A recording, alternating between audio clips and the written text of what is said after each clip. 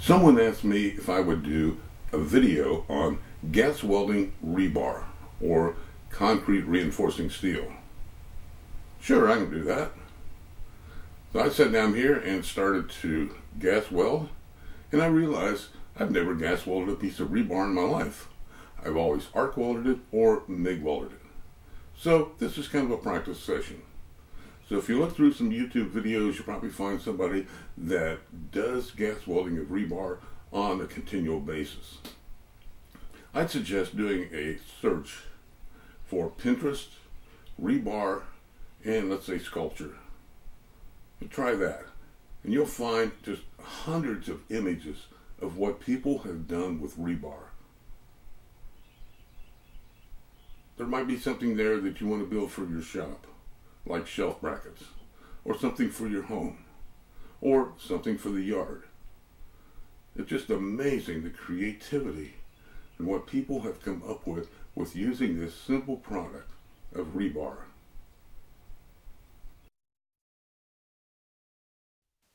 This is some 3/8" rebar.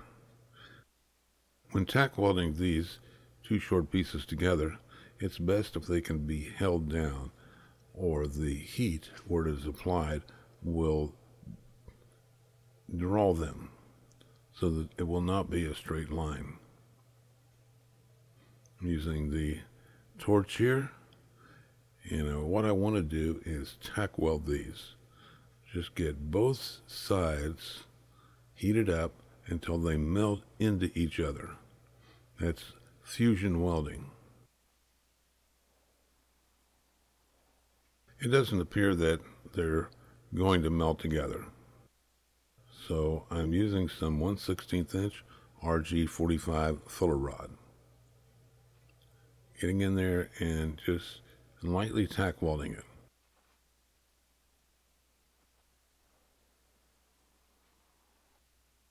As you can see, this is straight. This is what I wanted. I wanted to keep it straight. Now I'm going to put it in this drill press vise and weld on the other side.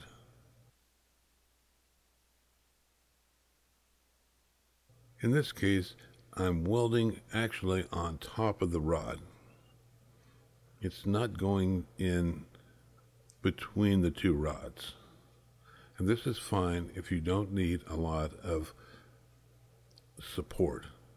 In other words, if it's not going to be under a lot of stress, this will work.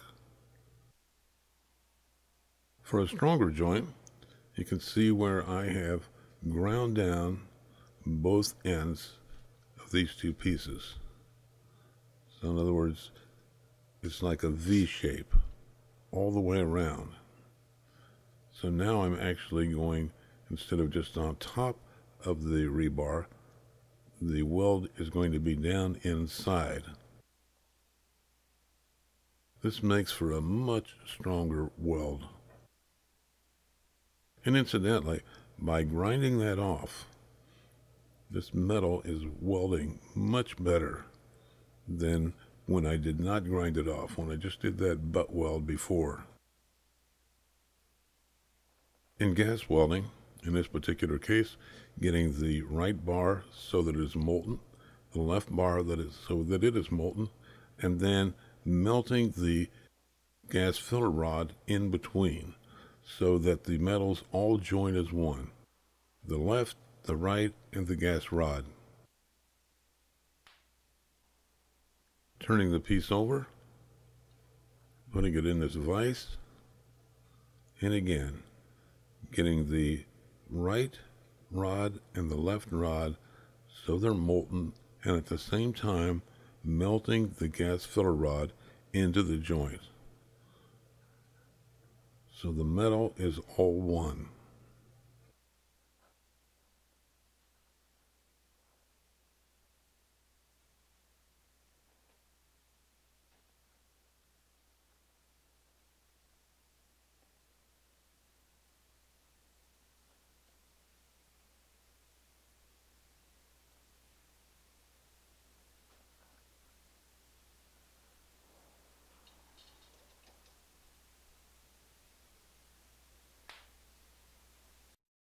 To weld an angle joint like this, I've ground down the piece on the right so that it is at an angle. In addition to the angle, the fact that it's been ground down to bare metal will make it much easier to weld. Again, getting both pieces of the rebar so they're just becoming molten, and then melting the gas filler rod, and using the torch. And at this point, the weld itself is rather like butter. You can just kind of push the puddle around and then smooth it out and work the weld down into the joint between the two pieces of rebar. As you can see, with just a few minutes of practice, this weld is even much better than the previous two welds. And also, the grinding down to base metal was a big help.